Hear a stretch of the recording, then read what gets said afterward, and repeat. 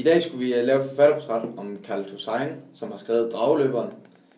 Khaled Hossein han er født den 4. marts 1965 i Kabul, som er en by i Afghanistan.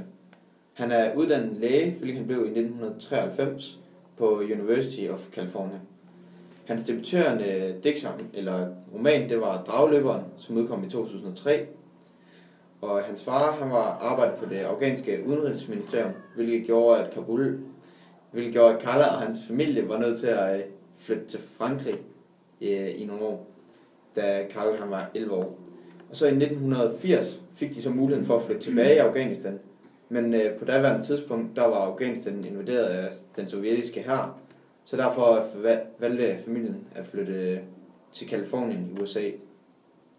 I 1984 der afsluttede Khaled så sin high school, hvorefter han begyndte at studere biologi på Santa Clara University. Fra 1996 til 2004 arbejdede han som fuldtidslæge, men så i 2001 begyndte han ved siden af sit job at skrive romaner. I dag lever han i det nordlige Californien, hvor han bor med hans kone Røya og deres 2 børn. I 2007 kom hans første roman så på film. Skal jeg så begynde? Det kan jeg da ikke bare. Skal den ikke stoppes?